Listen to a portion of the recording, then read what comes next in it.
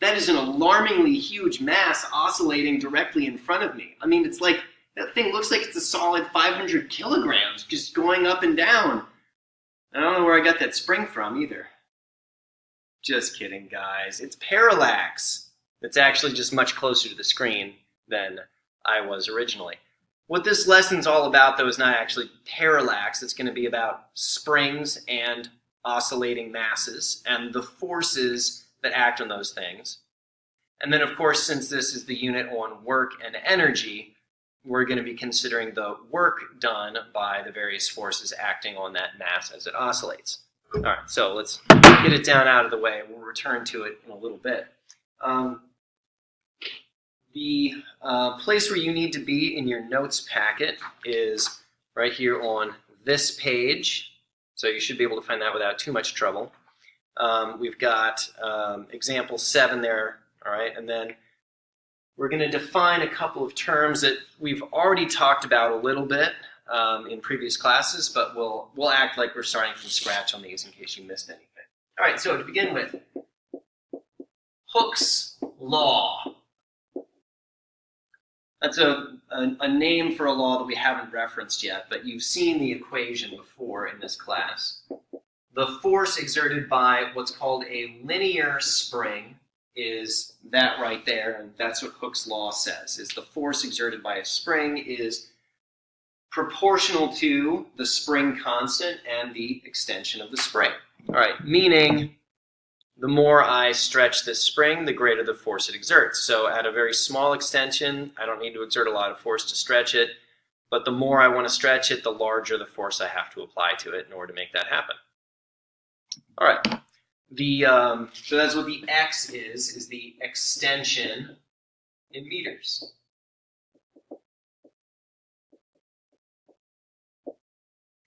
K, that right there is the spring constant. And that is measured in, well, I'll tell you what the units are, but I'll also show you where you can come up with them. Let's actually maybe do that first. Force is measured in, you should be thinking newtons right now, because if you thought anything else, you're wrong, and you're going to make me cry. Don't make me cry. All right, the spring force is measured in newtons. X is measured in meters. So that means that the unit for the spring constant would be newtons per meter. All right, which is what we had said it was in previous notes, right? Measured in newtons per meter, meaning it's the force that it would take to stretch a spring by a length of 1 meter. Even if it can't actually stretch or compress that far, that's what that's the proportion, right? This many newtons for that many meters. All right. So Hooke's law then relates to the forces at work when a spring is being stretched or is oscillating. All right, so we've defined Hooke's law. Spring constant then, that's the letter K here, has units of, we said, newtons per meters. And then the term linear spring I threw out there. A linear spring is one where the force increases linearly as you extend it. Meaning, if I made a graph here of force versus the extension of the spring, the force that the spring exerts would increase linearly according to this constant K. I'm ignoring the negative sign. We'll come back to that in a minute, okay? But that's all that's going on here, given this is a linear spring. There are other kinds of springs called nonlinear springs. All linear springs look like this, right? It has an even coil spacing, okay? In this case, all squished together. And the diameter of the coils is constant. A nonlinear spring, on the other hand, might be something that looks like that, so a tapered spring. There's also springs that look like that, okay? I mean, that you may have possibly have seen before. So there's all kinds of different shapes of springs depending on exactly what you're trying to do, right? You might need a different shape. These ones are non-linear, and what that would mean for their formula is it wouldn't look like Kx. It might look like kx squared or something like that. In honors physics, we will never deal with nonlinear springs. We'll deal only with linear springs, and we'll leave the nonlinear stuff for AP physics. Okay, so all of them are going to follow this formula. All right, fine. There's one other term that we're going to need to define that relates to forces and springs, and that is equilibrium position. So go ahead and add that term. Equilibrium, you may recall from the unit on forces, is when two forces, or three forces, cancel out, meaning they add up to zero. So right now, this is not quite an equilibrium. Let's see what we can do to get that. All right, that's as good as steady, right? That's good enough for me. When you have a spring with a mass hanging from it, the mass stretches the spring a certain distance, where it just hangs. And that position where it hangs is called the equilibrium position. So if I draw the forces that are acting on this, we've got the spring force upwards. We've got the spring force upwards. We've got the gravitational force downwards. And if those two forces are equal, that is the equilibrium position. Or said another way, if the sum of the forces, kx minus mg, is 0, then the mass and spring are in equilibrium. All right, and so the equilibrium position would be the value of x, where it just hangs there, like you see, and it is found calculating, plugging in mg over k.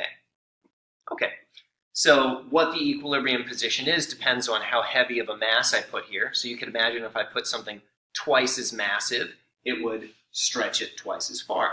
If I used a spring with a larger or smaller spring constant, that would change how far it extended as well. Okay, so the equilibrium position is where those two forces are equal. Let me show it to you another way with an animation, because as this is right now, you can't really see the forces that are acting on it. So a little animation ought to help with this. Now, how am I supposed to get to this animation, you might be wondering? Well, I couldn't embed it in this video for some reason, but it's actually right there in your notes packet, that little QR code. So if you have a QR code reader installed on your iPad, you can go ahead and scan it. Or I suppose on your phone if your sub is willing. If you need to scan it directly off the video because you don't have your iPad, then there it is. Zoom in. Maybe zoom a little more. There you go. Okay, so you can scan it directly off of that. So we'll pause for a moment while you view that animation. All right, so now that you've watched the animation, hopefully anyway, you should be able to appreciate then how when this is at equilibrium and those two forces are equal, it just hangs there. But when it's below equilibrium, the spring force is larger than the weight of the object, and so I'm making a video. And so then it's accelerated upwards. When it's above the equilibrium position, then the spring force is less than the weight, and so therefore it tends to accelerate downwards. All right, and so it oscillates back and forth. If you're wondering why it doesn't just like stay at the equilibrium position once it reaches that point, if it's already moving and therefore it has some amount of kinetic energy, it can't just like magically stop. It's got to keep on going, and therefore you get oscillation, right? So above equilibrium, it tends to fall. Below equilibrium, it tends to be pulled upwards. And right at equilibrium, it wants to stay there, but can only do so if it has no velocity when it reaches that position. Now, the whole point of this was that you need to be able to sometimes calculate the work done by a force that has a changing magnitude. So you can't just do force times distance for a spring because the force isn't one thing. As you stretch it more, the force changes over that distance. And so therefore, you can't just plug in your favorite number for the force. You actually have to go to the whole calculus idea of work is the integral of force. All right, so what we're going to do then is we're going to look at just Hooke's law with this very simple graph right here and look at how would you determine the work done by just like a normal linear spring. All right, so that would look like this.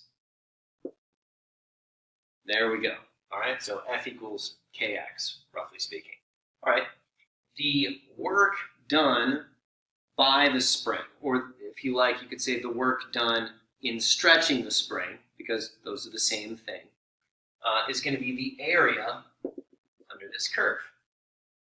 All right, well, since the force is following the function Kx, the height of this triangle is Kx. And the base of this triangle is however far you've stretched it, so that's x. And since the area of a triangle is 1/2 base times height, that means you get 1/2 x times kx, or 1/2 kx squared. If you were to go look back at the front page of your packet, you would see, oh my goodness, the potential energy stored in a spring is 1/2 kx squared. That's actually where that equation comes from. If you calculate, the spring constant and the extension of the spring, and then you say, that's how many joules of potential energy are now stored in this spring, that's actually equal to the work that I did in stretching the spring. Okay, now, the kinds of problems that you're going to see in the homework are basically going to go off of this idea right here, that here's an equation for force, now find the area underneath that graph and calculate the work based on that. All right, so if we had a force equation that was like F equals, I don't know, how about 16 minus 2x? All right, what that would look like would be, not drawing this very carefully to scale or anything, roughly speaking like that. Okay, 16, it would cross the axis here at x equals 8. All right, and then by finding the area under this, we could determine the work done by that force at a variety of different positions. So if I wanted to know, all right, what is the work done by this force between 0 and 4, then I would find this area right here. All right, and whatever that is, that area is going to be the work done between x equals 0 and x equals 4. Where we will next go with that is saying work equals delta K. All right, so if this force, whatever that force is, does work on some sort of an object, you can calculate its speed, its kinetic energy at a variety of different positions. So if we wanted to know, all right, let's say that this force acts on a 2 kilogram object, and I want to know the kinetic energy of that object at x equals 8. The area underneath this graph is going to be 16 times 8 divided by 2, so that's 64 joules. So this whole area here would be 64 joules. All right, so that means that if it starts from rest, and then, it moves from 0 to 8, that means that positive 64 joules of work has been done on it, and therefore that's the final kinetic energy given that it started from rest.